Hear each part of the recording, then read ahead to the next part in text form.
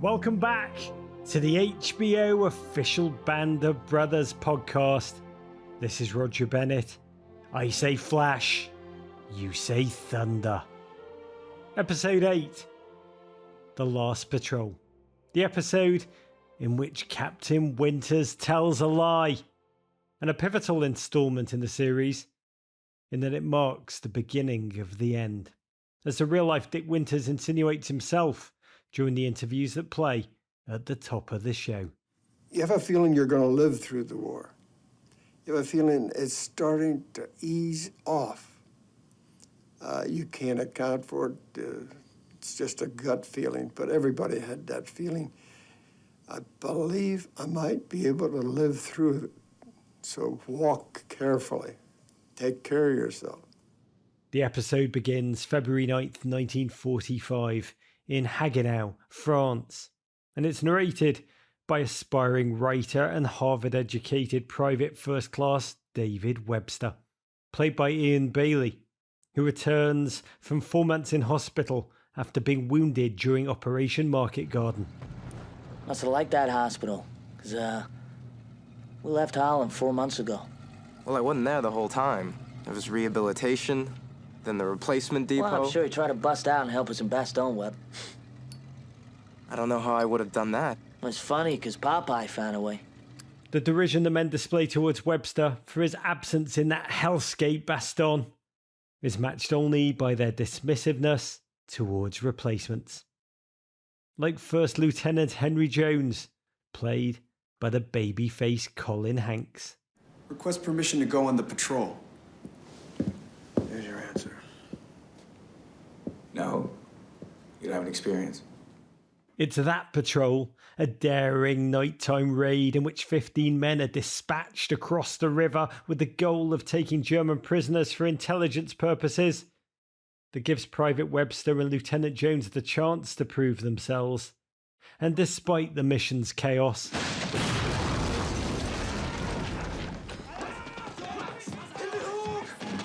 and the excruciating loss of Private Jackson, Jackson, you're not gonna die.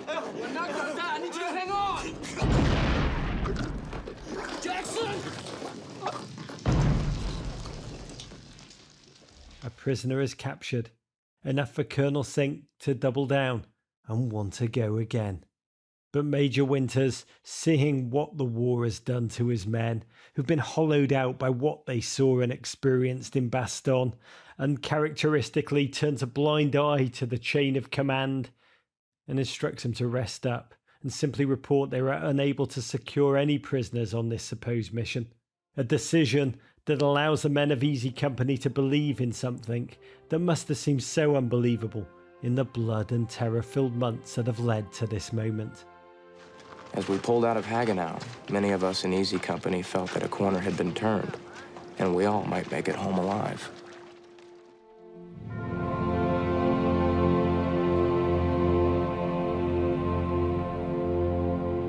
My guest today is the red-haired wonder who brought Oregon native Donald Malarkey to life. Yes, that Luger-obsessive technical sergeant who served more consecutive time on the front lines than any other member of Easy Company, earning a Bronze Star and the French Legion of Honor Medal in the process. Malarkey's character arc, from an ebullient spark plug who joyrides his motorcycle around the English countryside, to the broken de facto platoon leader at Haguenau, is one of the most nuanced and heartbreaking in the entire series. It's a joy to welcome the gent who portrayed it all with such deft skill, Mr. Scott Grimes. Hello, Roger. Thank you, you beautiful bastard. I appreciate you having me on, seriously. It's a joy to have you on, Scott, because your career started early and wonderfully out of Draycup, Massachusetts.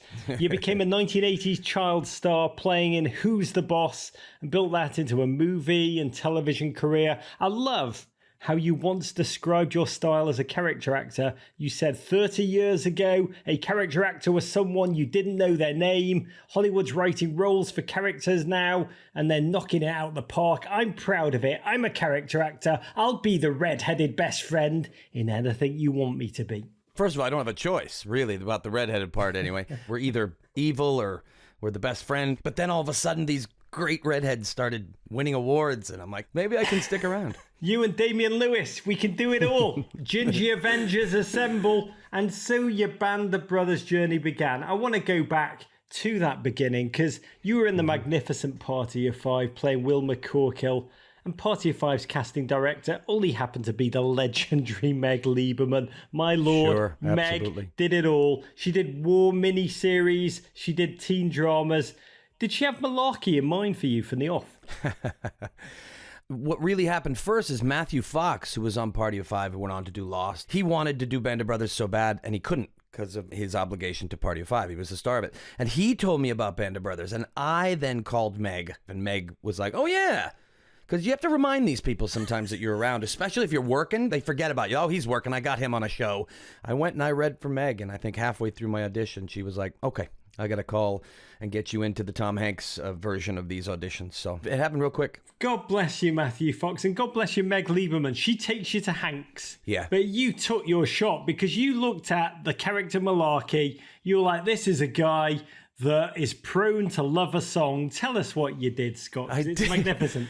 So thanks. So back then, we now don't even burn CDs anymore. Back then, to burn a CD took what felt like 12 hours, right? And a small fortune. Exactly. So I bought this CD burner, and I bought a CD, and I recorded this song on this little system I had, and I recorded Oh Danny Boy, because I thought, hey, Malarkey sounds Irish. And I think also in the original script that I still have in my garage, it said in the description of Malarkey something about he loves to sing. It never really happened within the project. John Orloff told us that was the only note that Tom Hanks had for him on episode 2 was cut the singing. Oh, really? Orloff originally must have had Malarkey's greatest hits in there, which you then recorded now, which only lives on in Scott Grimes' garage. When I walked in, first of all, I have to tell you, this is Tom Hanks. He was sitting there with a yellow legal pad writing down things. And he didn't look up. For a second, I was like, that's rude. You know, I just walked into the room, not that I'm anybody, but now I'm nervous as it is. It's Tom Hanks. And he kept looking down at this notepad and he kept writing. Holds his finger up like, give me 1 second. This is really important. So I'm like, oh, okay. And then he says out loud, fire the pool, man. He broke the ice, man, with this wonderful joke. Immediately got me comfortable. I waited till the way out, but I handed Tom Hanks this CD. Essentially, you thought you were setting yourself amongst all the Malarkeys as deeply singular. You thought you'd won the day. Oh, yeah, I thought it was a done deal. And I said, nobody can do what I just did and burn a CD. Young actors listening, just make a note. CD burners, they are your future. But then you go to the big cattle call. Oh, God.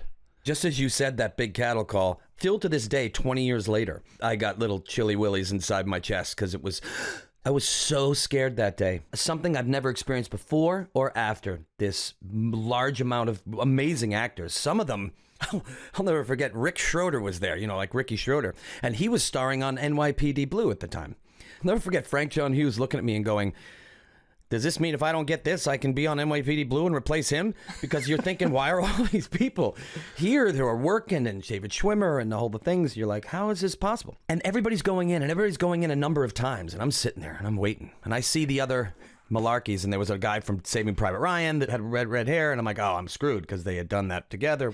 And I'm waiting. And everybody's going in. You know, Donnie Wahlberg's going in 2 or 3 times. And I just never went in. What must have been going through your head just sitting there like the last kid to be picked on the schoolyard? I was 100% sure I didn't have the part, that it wasn't my role, right? And at the very end of the day, 4 hours later, they bring in a group and they call me in. When I did go in, I was like, fuck it, I got nothing to lose. I was with a great group of guys. I remember, here's a blooper from it. There was an actor in that room that didn't end up doing Band of Brothers, who was just trying to outshine everybody. He was just overacting. And there was a line about an old Camel cigarettes where, you know, remember that rumor that there was a penis on the Camel package, a guy taking a piss, right? If you don't know what Scott's talking about, go to Google right now. We'll wait. Exactly. Go on, Scott. So after this guy is just destroying everybody, he's making fun of everybody, he's improvising, and it's just not going well. And remember, his line was, He's supposed to look at the pack of camels and goes, "Where's the dick?" And Donnie Wahlberg improvised and pointed at this actor and went, "He's right there." I'll never forget it. And everybody laughed. It broke the ice. One of the greatest rooms I've ever had the privilege of being in. Obviously, Steven Spielberg was walking around with a video camera. Not really directing us, being the cameraman, which again sounds like intimidating, but it was not at all. It really calmed you down. Like, here's Spielberg with a video camera coming around you and doing a close-up on you, and he's so excited that his excitement just bled through the room. It was lovely. The only couple, 3 or 4 or 5 times I've spoken to Spielberg, he has a conversation with you that just relaxes you. I had a conversation with him once while we were doing Band of Brothers, and he told me how afraid of planes he was. So he bought this plane that travels at 52,000 feet where there's no turbulence. You know, I'm like, how do you relate to Spielberg when he's talking about a $300 million plane he's got? But he can do it. It's the strangest thing. He can relax you, and he loves to talk about movies. And in that room, you just felt that man who was really good at making actors be the best that they could in that moment. I mean, you had Malarkey sing "Oh Danny Boy," but this was Scott Grimes really channeling Eminem "Lose Yourself." You knew you had one shot, one opportunity to seize everything you ever wanted. Nice. And in one moment, I mean, you really went and captured it. Can you tell us about your own performance in that room in that moment? Well, a lot of it had to do with the guys, too, the fellas that I realize it now. Tom and Steven had figured out by then that those were going to be the guys. So they brought them in last to go, "This is cool. Look at this combination." So that helped a lot. Camaraderie between all these actors in the same boat. But I also realized that when I went in, I only went in once because I had the part when I handed Tom the CD maybe. And I was put on tape, and maybe Steven watched that. And maybe they said, well, yeah, him. We still got a chemistry read for everybody. So I realized that when I walked in, I went, I think this is my part to lose. So I think I have this. How do you understand that they chose you? Because as you noted, shortly after they gave you the part, you look nothing like the real Malarkey. In your own words, he's blonde and blue-eyed and gorgeous. During the audition process, I actually, whether I've said this before or not, I'm going to go back on it. I didn't care at the time because I really, truly thought, I think Spielberg thought this and Tom thought this, that if your name's Malarkey, you got to look a little Irish. You have to. I think a ginger is important. So at the time, I didn't care. It was later on when the Malarkey family were mildly disappointed when I was cast. Now, I luckily had the honor and privilege to change their minds through portraying their father and grandfather. But at the time, I think it was the premiere of Band of Brothers. I went back to the hotel afterwards with the family, and we had a drink and we popped some champagne. One of the daughters, she grabbed me by the shoulder. She's like, "You know, when we found out it was you playing our dad, we were so pissed. Because you look nothing like him. We thought Brad Pitt should play him." And I'm like, okay. She's like, "But we love you because you brought this attention and this great..." She ended up complimenting me, but they were not happy. They said they loved you because you were friendly and funny, and that was like the core of the portrayal, even though, quote, "you were a ginger that looked nothing like him," which is A ginger, that's right. That's what they said. And I hated that word at the time. But when it comes out in humor like that, I don't mind it. But I loved the energy of however I portrayed Malarkey brought more attention to him. In a show like Band of Brothers, when there's 500 speaking roles, that's all you can ask for, right? Is to get a little bit more attention through the story, through the writing, and maybe through your energy to give a little bit more attention to their father, grandfather, brother, son. The real Malarkey was still alive when you were preparing to play the character, but you found it hard to engage with him. You reached out to him a couple of times via phone, I believe 3 or 4 times. Tell us what happened. Well, I had first heard from Richard Speight that he called Malarkey because he wanted to find out about Muck, because Muck had died, so he didn't really have a ton of information. So Richard Speight warned me and said, I got hung up on by Don Malarkey. So I was really nervous, and I called him the first time. And he answered, and he told me specifically, "I don't want to talk about anything yet." And I said, "Okay, but can I ask you a couple questions?" And he hung up on me. He was not being rude. And I could get emotional right now talking about it. I am. Every time he got even the tinge of emotion or started to cry, who the hell am I? I don't need to see that. He doesn't want to show me that. We don't know each other. He would hang up. God bless him for doing that, because I would too. He wants to share it with some actor that doesn't look anything like him. And so the first couple conversations were not good. And then I just said, "Well, I just have a question for you." And the first question he finally answered, I said, "Did you smoke?" And he couldn't hear me. He was very hard of hearing. And he said, "What?" I said, "Did you smoke?" And I was really hoping that he said no, because I was not a smoker. His quote, "like a fucking chimney." So I was like, well, shit, now I gotta smoke, which was fine. Everybody else was smoking. That broke the ice. I think he just started to see my desire to tell the story correctly.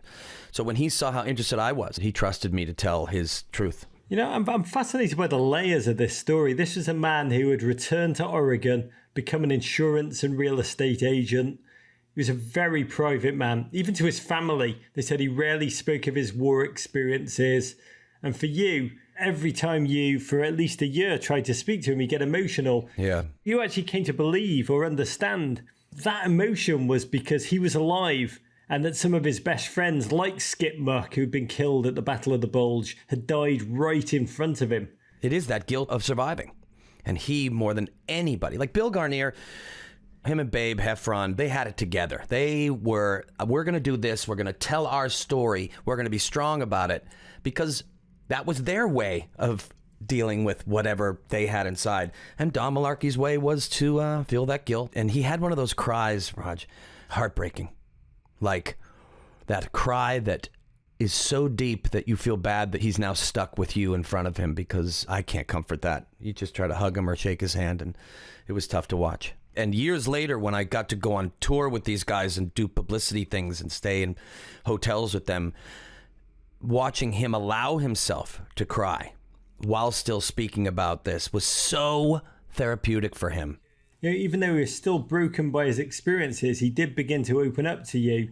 I'm fascinated. What was the main lesson, Scott, that you took from your conversations? Listen, I learn every single day from that project and Don Malarkey. If anything, Raj, I don't feel I helped him. I feel like he helped me. I then get guilty, like, well, shit, I didn't help this guy at all. I made him talk about something he didn't want to talk about. Now I get it. We talked about the therapy part of it. But the only lesson I ever got from Don Malarkey, one of 1,000, by the way, just as far as who he is as a person, but is I will never be Don Malarkey. I would sit there and stare at a man that I knew I could never be like, and they had this aura around them. You could feel it and their strength. You were so glad that they were giving you their time, you know? There was a true decency to Malarkey as well. That scene where Malarkey pays for the laundry of the men that didn't make it back after D-Day. Oh, Private? Yes, ma'am. Lieutenant Meehan's one of yours, isn't he? I hope he hasn't forgotten his laundry.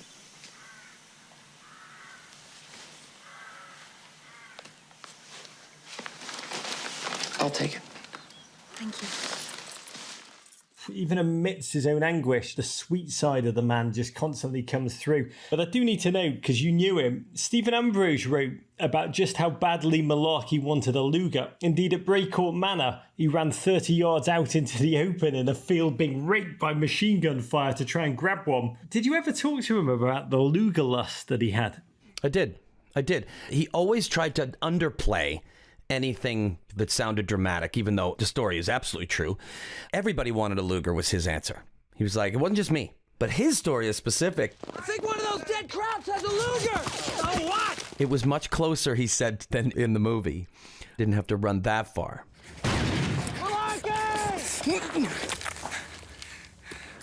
Now you stop firing? Beautiful. And he couldn't believe that he wasn't being fired at, and then he realized, Christ, they must think he's a medic or something! He's gonna need a goddamn medic! and when he tells it, it's great. He says, I ran out there, nobody did anything.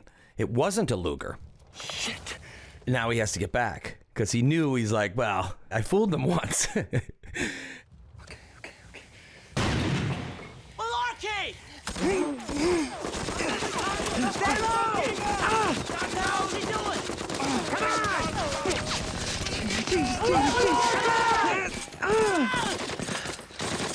Forgot your friggin' Luger? You want us to go get it for you stupid Mick? And he said that he was really happy that the way that was portrayed, because it was almost exact. He said, I was an idiot for doing that. That was the dumbest thing I've ever done. I'm like, I think you're good. You're here and it made for good television. It's not relative at all. I always say this, but my fear is still mine, right? I've never been in the position to do what these guys did, but I've been in scared situations as an actor when you're about to do that take that you're running back, there's a special effects guy watching your feet, and the second your foot lifts up, he's going to fire that squib behind you. A squib being a small real-life explosive used by special effects departments in films. If you land on a squib, it can still blow a hole in you. I was really nervous. That fall, it's become a weird, famous Band of Brothers picture of me on the ground with my rifle in the air. I fell by accident. I slipped on some mud. The fear on my face isn't acting. I'm like, this guy's going to blow a bunch of holes in me with these squibs that are underneath me. He didn't. He was awesome. He saw me fall and he waited. And I'll never forget, Captain Dale Dye came up to me after I shot that. He goes, come here. And we went over to the monitor and he said, look at you putting your rifle in the air instead of in the ground. He was proud of me. I was like, oh, Captain's proud of me. Let's talk about boot camp. The infamous Band of Brothers pre-production trial by fire that so many of the actors went through. We've talked to a lot of the cast about the impact of that experience, their bonding, their portrayals. But you've said something fascinating though, Scott. I've heard you talk about how as an actor, you prepared physically to get into the best shape of your life, just to be able to, quote, fake kicking ass. Every guy will tell you in Band of Brothers that it's always been tough. 20 years going by, it's a little easier to make anything about yourself and try to take attention away from those guys, right? Easy company. The real dudes that did what they did. But I will say this. Boot camp was an experience that I'm proud to talk about myself because it was our version. It was a boot camp. I was not pretending. I went there thinking, okay, we're going to pretend. We're going to read our scripts every night. We're going to rehearse. We're going to do fight scenes and pretend. No, this was boot camp. It was real. You've said that you could prepare physically for boot camp, but not mentally. No. Because when you got there, it was, quote, the dreariest and rainiest year in England's history. And that rain helped us get into the depression of it all. The rain helped us in boot camp. It was absolutely miserable. But I will tell you this. Falling asleep that first night was the hardest thing I've ever had to do in my life. I discovered a lot about myself, that it was all about control for me, that boot camp. My back hurt. I was a hockey player. I had bad back. I tried to control it by going, if my back hurts, I'm going to lay down when I feel like it. And then I realized, wait a minute, Grimes, what are you doing? Don Malarkey wouldn't have been like, my back hurts, I can't fight, you know. So once I had that moment of Scott Grimes trying to control the situation, I never tried to do it again. I jumped in physically, mentally, the mental part. The only thing that made the mental part good for me is I like to help other people. And I like to do that because it makes me not think or worry myself. If I help other people, I don't have to think of how scared I am right now or how exhausted I am. And the camaraderie, and lots of guys did this, to come together, and that's what Captain Dale Dye did so well. To be there for each other is what got us through those miserable, miserable nights and days of boot camp. We've heard that a number of the American actors were shocked to arrive and find out that there were tons of British actors faking American accents, taking parts from American talent. And at first, a number found it hard to take. I never had a problem with that. In fact, I was the opposite. I knew, one, that British actors are excellent and they have a depth about them. So does Tom and Stephen. But I think there were 11 or 13 American actors who were the kind of regulars in Band of Brothers. I felt honored that I was one of the minority. I got picked to be one of the American actors actually in this, because if you look at it, man, there are more British actors in Band of Brothers than American actors by far. So I saw it in the other way. A badge of honor. Yeah.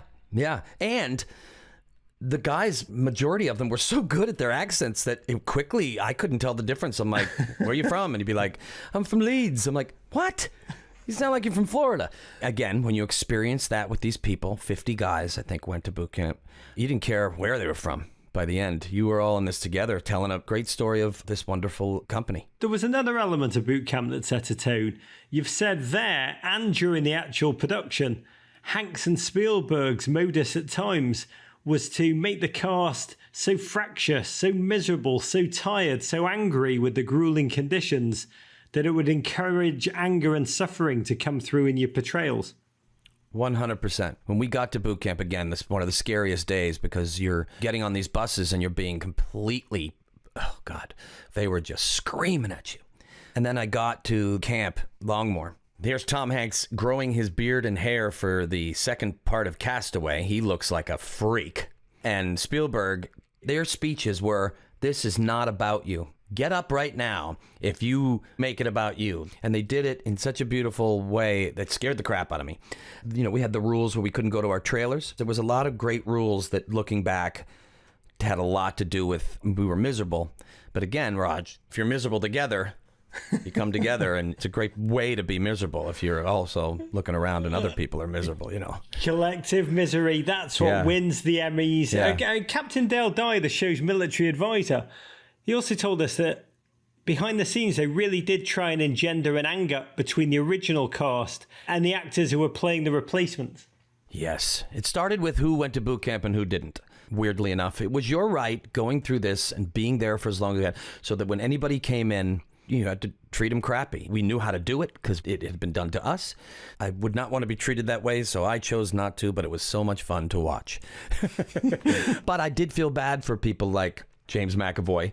I don't anymore. When those guys came in, they were treated horribly. These guys did not want them there, and it was so fun to watch the cadre enjoy watching us do it to other people coming in. We were like their students, and it worked. They loved watching us do that. Which is a great pivot into episode 8, The Last Patrol. Can I just say, big picture, everyone in the cast seems utterly shattered throughout this episode, even the replacements who just arrived. How was it behind the scenes at this time? You know, deeper into the Band of Brothers production, were you all just exhausted, beat up, mentally and physically ground down? Yes. Again, the weather had a huge thing to do with that for that whole year. It was miserable. The British guys were apologizing to us. So the weather had a lot to do with it. We were beaten down. We were hurt because we did episode 8 last. I'd love to talk to Tom and Steven someday about if that was just a wonderful coincidence. Even though there's 2 other episodes after that. But those 2 other episodes, the weather was better. The concept of 9 and 10 is the war's ending. There's that weight that's coming off of it, except for the concentration camp. But episode 8, coincidentally, was at the end. And we were freaking miserable. We wanted to go home. We wanted to see our families. When you'd work on something for 9 months, anything that you do for 9 months, my goodness. But now I look back and go, what a beautiful thing that was, just accidentally. Because the episode is all about combat fatigue. Scott, no one appears to be suffering more than Malarkey at this point. What did hair and makeup do to you? Because they did dye out the ginger, right? They darkened my hair a bit, but there's scenes where it looks red and there's scenes where it looks dark. It's weird that my hair doesn't hold dye that well, but never forget, Captain Dale Dye had a huge problem with me having a beard. I said, but I need to keep the beard. The beard looks miserable, and I look older. The second I shave this thing, I'm going to look 17 years old again. And the audience, they'll just see this young-faced kid. I knew the beard was necessary, and I had a horrible beard at the time. It grew in patches, and it was ugly. And you look like a hollowed-out 1975 Springsteen with that scraggly beard and wool cap. Yes. I had this thing on my eye, this broken blood vessel. Through half the production, they didn't cover it up. So you use these things that you had, these kind of gross things that you maybe had on you, to sell the miserableness of it. Malarkey's weathered experience is in stark contrast to fresh-faced, newly arrived First Lieutenant Henry Jones, played by Colin Hanks. Lieutenant Jones, sir. Right, our West Pointer. Yes, sir. When'd you graduate? June 6th, sir. June 6th? Of last year? D-Day, yes, sir. All right, don't get hurt. Straight out of West Point Military Academy, keen-eyed, bushy-tailed, eager to see action, the kind of gunko naivete that gets kicked out of you instantly on the field of battle. How did the producers introduce him behind the scenes to you? I'd love to know when you first met. You know, was he one of the newcomer actors they encouraged you to ice? Yes, but there was a problem there because you're like, wait a minute, do we abuse our boss's son? He wanted everybody to know that he wasn't there because he was Tom Hanks' son. And we immediately knew that because he was, 1, he was very good. And 2, he dove in with all the abuse quickly. He took it. I decided, because of our episode, it was already in the episode, I decided to not take him under my wing per se, because he's a terrific actor, but take him under my wing and teach him what this is like. I'm like, dude, Ross McCall's going to come up and make you do push-ups. He's just going to do the push-ups. And so I think I helped him. He's part of this, man. We forget that Colin is in one episode. It was such a good sport and such a good addition as an actor to Band of Brothers. So we forget that he's only in one. And his role was so integral in showing these guys as opposed to those guys, the new guys. I'm going to brag for a second. There's a moment in 8 when we're standing at this window, him and I improvised one of those moments that describes it all. I take it this was already an outpost when you arrived. There were some doggies from the 79th Infantry, but they left in a hurry. What's the report on enemy activity? Expect some flares, a few mortars at night, scattered 88s, snipers during the day. Yeah, we dodged some mortars on our way in.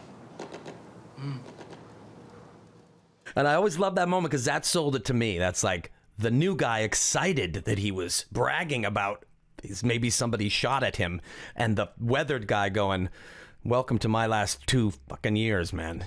There's that incredible scene where Bill Keane dies carrying a sack of potatoes from one room to another, almost by chance, which triggers Webster's meditation on the role of coincidence and fate in war.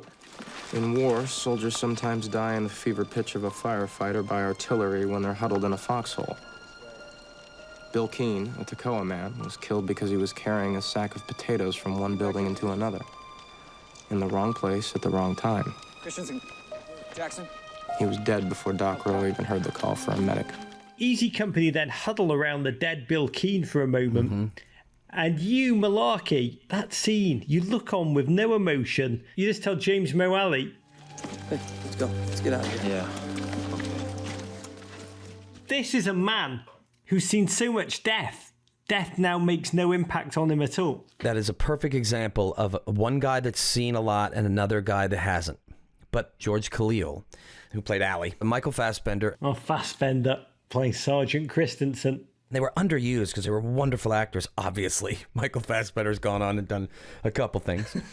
On the day of filming, I forget who it was. It might have been Ian Bailey or Colin Hanks said, we need to give this to these guys. So it wasn't written, I don't believe, that Allie was the one that stood there with that look on his face of, I'm looking at death. I'm looking at this crushed human being. It was during production at that point where we wanted to give guys things to do so that they felt at the end of Band of Brothers, I was used because they had worked so hard. And then to leave on George Khalil's face and Malarkey, you're right, going like, hey man, you can stare at it all you want. It's never going to leave you. So let's get a shower. It's incredible to witness, these early scenes, particularly when Malarkey thinks he's going to lead the patrol, even though he is utterly broken inside. And I will say that kind of leadership is just a different level of courage than I can ever even fathom, never mind aspire to. Can't believe they're gonna make Malarkey lead it. Christ, he only lost his 5 best friends. What the fuck's he got to live for? And that scene of you in the shower under the steaming spigot, only a few seconds long. But my God, Scott, you say so much just inside of you. There's such a darkness that can never be scrubbed clean. What was that scene like to shoot? It was quiet, first of all. Nobody spoke to me, including like the actors, because it was written like this is a huge moment. And instead of having lines, what has to sell it is the look on this person's face. And if I'm not mistaken, I think we did a rehearsal and we did one shot at it. So what you're seeing is the only take that we did. And I think the director knew that once you did it more than once, you were then asking someone to fake it. And then the water coming over your head. And thank God the water was hot, because if I had to fake it with the cold, it wouldn't, again, it would have been totally different. I remember I had a toothache on the day, which probably helped a lot too. The elements accidentally, again, made that moment. You couldn't do it again if you tried. I loved once you were asked about it, you said you used the water, that first touch of water, and you let your mind think about the weight of the darkness surging front of mind for Malarkey after repressing it for so long. When I watch it now, knowing where I was, it's almost like for me, the water is cleaning away the sadness. Please clean away the memories that I have in my head that I watched last week. That water is almost like a cleansing. In the original script, I believe Malarkey was going to lead the night patrol, but then someone got a call from the real Malarkey who said, I did not go on that patrol. And thus, as an actor, God, you were lucky you avoided 3 weeks of night shoots in the rain on the water. By the way, I called him because I was literally like, I don't want to do these 3 weeks of night shoots, man. Obviously, I didn't know what the outcome was going to be. Malarkey, you got to get me out of here. You got to get me out of this. Oh my gosh. And he said, no, I was not on that patrol. I was like, I think I muted the phone. I was like, thank God. Those guys, wow, that was a miserable time for them because it was cold and they're in the water. And then if you remember, once they go across and come back, it's just chaos.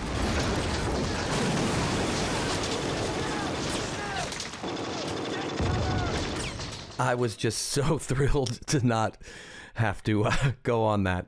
That was a gift. Even though the patrol was a relative success, when Colonel Sink orders a second one, Winters lies. Like everyone else, he's over the needless death and destruction. Yeah, it was a massive step for him in episode 8 to take as a leader, to admit to his men that he's not following orders. Yeah. How do you understand it?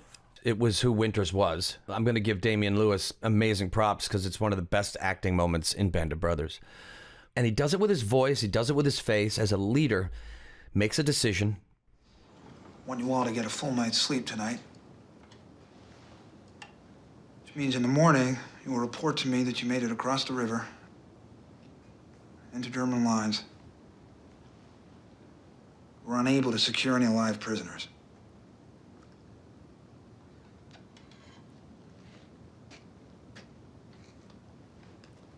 Understand? Yes, sir. Good. Look sharp for tomorrow. Moving off the line.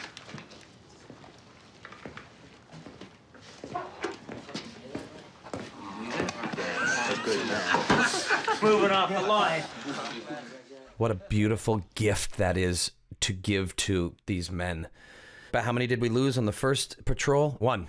As the war's winding down, that's 1 more than we should. And you know that you're going to lose another one. Who's it going to be? I thought that was a beautiful moment. And hearing the men afterwards talk about Winters and that decision, he could do anything to them after that as a person, as the years went by, whether they got along. And they always went, one of us is still here because of that, or 2 of us, or 3 of us. That one sticks with me, yeah.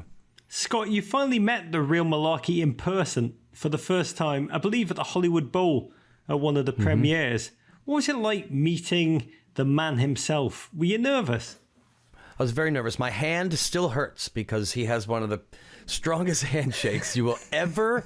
I'm glad I didn't go in for the hug, you know?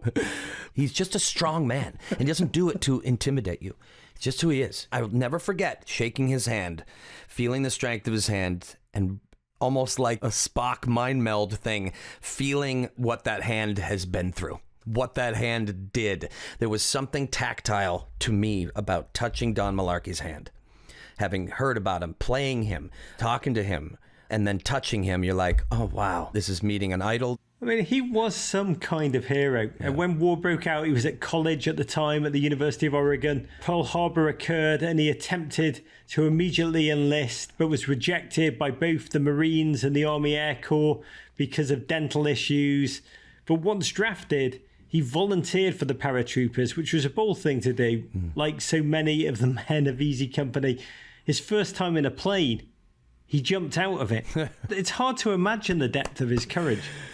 That says it all right there. The first time in a plane, you jump out of it. These men were asked to do something that no one had ever done before, really. Paratroopers existed before, but this was a different version of that. We were elevating it. That's just who these guys were. They're like, yeah, I'll volunteer for this new thing that no one's really ever done, and we don't know if it's going to work or not. You're a hero for being in the war, first of all. The strength and heroicism it takes to then do this new thing, right? To be part of the airborne is unbelievable. I don't think I'd ever have that in me, but Don Malarkey did. There was a courage, but there was also an incredible humility to the man. I believe that one of the only things you objected to in the script for Band of Brothers was the 9th episode. Easy Company encountered the Kaufering concentration camp, and he was upset that you were in the scenes. He said, I wasn't there, and he was ticked off that he was in those scenes because he didn't want to take any credit for something other men did. He had the flu that day that they liberated that camp. And it's a quick shot of me. I'm walking and I have a mask on because of the smell. And it's one quick shot. And he saw it and he wasn't disappointed in me. I didn't feel like he was angry. But there were men that died and aren't there anymore, so he didn't want to take credit for anything he didn't do. And on top of that, there was one scene at the end where they're playing baseball that he's not in. And he's not in that scene because I missed the plane. I was so jet lagged. I missed the freaking plane to go to Switzerland. I got on a train. It took a train all the way to Switzerland, but didn't get there in time to film that baseball scene. And that was so disappointing to me and him. He was like, why aren't I in that? But I think we made it okay when Damien and me and Donnie have that scene. So it's an airborne exhibition. They have one of every Allied combat plane they've used in the war. Uh-huh. I mean, yes, sir. You'll be like a technical advisor and make sure they get everything right. I understand, sir. Sorry, it's not a more hospitable location. No, sir. Paris is just fine. If you need me to go, someone has to be there. Yeah, we do. We absolutely do. And your driver will drop you off at a hotel of your choice. And I don't think we'll see you back here anytime soon. I won't let you down, sir.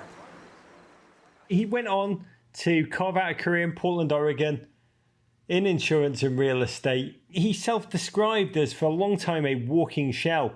But he did manage to live to the age of 96, passing away in September 2017, one of the last of Easy Company to pass on. But his family admitted he never lost the feeling of being haunted by his memories of combat, the friends he lost along the way. But they did admit that the release of Band of Brothers, your performance, was cathartic for him, helped him come to terms at last with the emotional scars of the battle. Well, as you're describing it, it's making me tear up because, you know, all I can hope for when you start a project like that is that at the end, the man that did all those things gave me a thumbs up, you know, and I'm sorry, and I do know that I can sit here in front of you and I know he made me a better man, first of all. My parents have told me that. They said you came back with a level of strength and honor, I guess, how you treat people, how you respect people. Sorry, man, and all I can ask for is that his family and him were proud of what I accomplished, and I'm very proud. When I'm walking down the street and someone comes up to me, I get saluted. I never allow it because I'm like, guys, stop, you can't salute me. But I'm being saluted, but I'm not being saluted. Don Malarkey's being saluted, so I take it now and I go, I'll pass that on to his family. Don Malarkey deserves all of that, all of the salutes, and I'm proud to have been a small part of showing people who he was. There is something about this show, about these roles, about what you've done through your portrayal, not just for the massive audience that Band of Brothers has found, but in your case, for the very war hero you portrayed. Is that what makes this such a singular experience? Yes. You know, when I watch the laundry room scene, I look at it and I watch Don Malarkey walk in and the woman says, I have these other packages of laundry. And she starts listing off the names of the deceased. Sergeant Evans, Private Moyer, Bloser, Gray, Miller, Owen, Collins, Elliot, Blythe. And I look at that actor up there, me, and I point to it and I go, I don't know how I did that. I don't know how that emotion, I was trying to be my best, was lucky to have that beautiful scene. But I look at it now and go, I don't know who that person is. So you got to thank Tom, Stephen, Dale Dye, and my brothers for putting me in a headspace to carry that and to show that weight. Because it's all about the weight of Band of Brothers. War, obviously, in general, you carry that weight. And us as actors had to portray that somehow. And how do you fake that? You can't. And we were so lucky and unlucky to be miserable with each other. I'm going to close with an incredible quote from Malarkey himself, because he ended up writing his own memoir, which I encourage every listener to track down. It was released 49 years after Camp Toccoa. And Malarkey wrote, "So this was the beginning of the most momentous experience of my life as a member of Easy Company.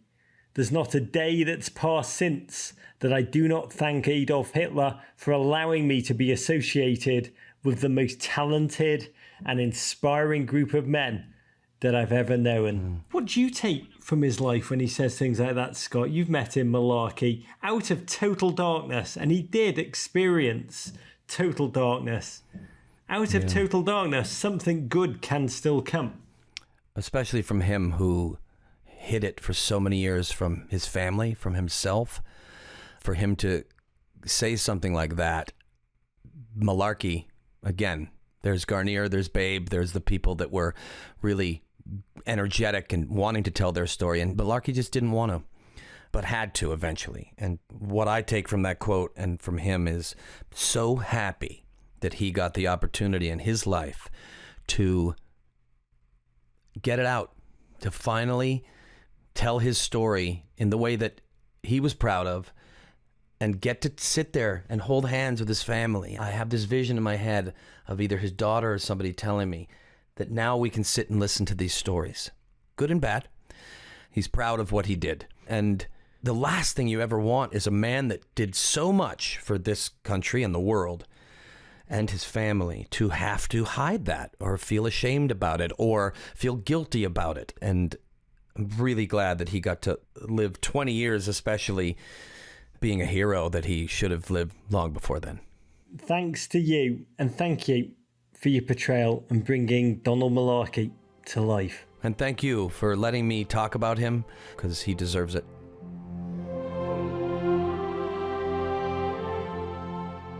Coming up on the next HBO Band of Brothers podcast, we travel with Easy Company into Germany for the series' emotional gut punch and a sobering reminder of why we fight. Was ist das hier? Das hier, das ist ein Arbeitslager für Unerwünschte, wirklich. He says it's a work camp for Unerwünschte. I'm not sure what the word means, sir.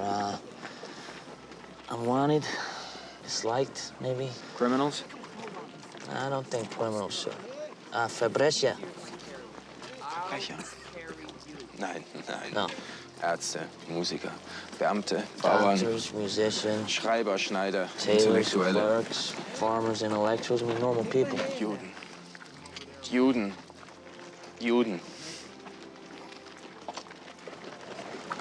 They're Jews. We will hear from Ross McCall, the actor whose portrayal of technician 5th grade Joseph Liebgott carries so much of that emotional weight, and we'll welcome back Why We Fight's writer, the mighty John Orloff, to contextualise the episode's legacy. I've been told by people at the Holocaust Museum, the national one in DC, when they randomly say, how did you first hear about the Holocaust? That Band of Brothers is the #1 answer. Make sure to subscribe to HBO's official Band of Brothers podcast, wherever you get your podcasts. And please rate, review and share. And a reminder, as if you needed one, that you can watch The Last Patrol and every episode of Band of Brothers on HBO Max right now. Until next time. Hooray!